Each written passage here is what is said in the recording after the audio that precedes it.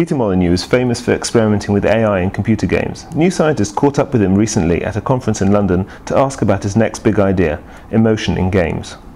So Peter, why do you want to get emotion into games? Computer games have been around for a while now. They were the young kids on the block, where every game that came out represented a new leap forward in technology. There was 3D this, and there was, the first person shooter we had, and all of those things. Well, that innovational curve has kind of slowed down now.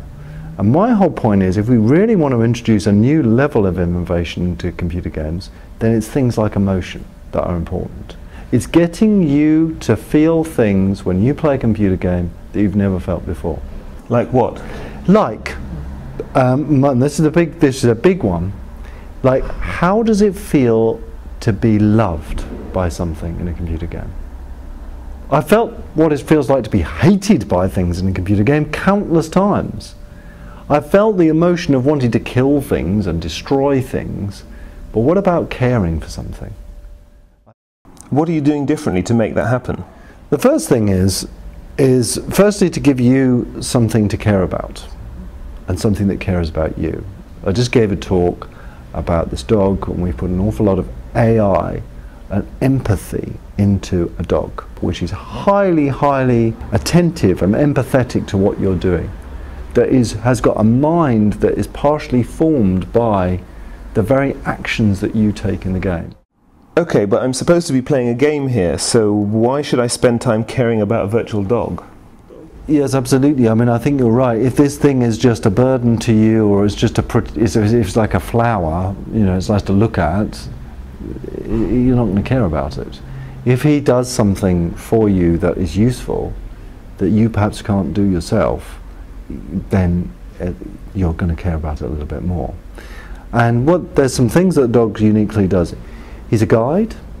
He helps you. He kind of knows where you're going, and he'll tend you towards the right place to go. He will give you hints about characters within the game that you perhaps wouldn't have. All the dog has to do is, look up and scratch the ground a little bit, and that's this person must be upset, or he has to just growl or raise his teeth a little bit, and you've got a feeling about that. Real dogs can be a bit of a burden, so how realistic will this dog be? What I don't want players to do is to think like this. I don't want them to think, oh God, I've got to look after my dog now. I've got to go to this shop and buy this food because he's hungry. Isn't that part of having an emotional attachment to something? When you first get the dog, then you should feed him, because that is. But then when you have to feed him all the time, it just becomes routine and it just becomes tedious. And this is where reality, this is where emotion breaks away from reality.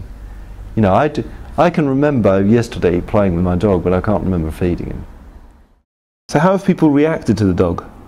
The wives of one of the developers at Lionhead came in, and I thought, oh great, I'll try to see what she thinks of the dog. I knew she didn't play many computer games. At that particular time, it was particularly easy to hurt the dog.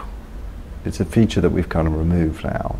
And she was going, oh hello, he's cute, oh it's lovely, and when I was, especially when I was touching the dog, it was, she was really getting it, she really understood it, and I would talk her through all this. And then I happened to do something particularly aggressive as a dog, and she became physically angry with me. What did you do? I kind of hit it slightly aggressively with a rather large stick. It kind of looked like I was beating the dog, but she physically turned round, and it was a physical reaction. It wasn't, she hadn't thought about it, it was physically she'd reacted, as if she'd seen a dog hit in real life. Are there any emotional responses you'd rather avoid? I think this emotion in gaming opens the lid of something which is very interesting, and we're asking ourselves, is there any emotions we don't want to show? There's some very unsavoury emotions in that tin. But at the moment, I kind of want to show them all. After all, books and films talk about just about every emotion.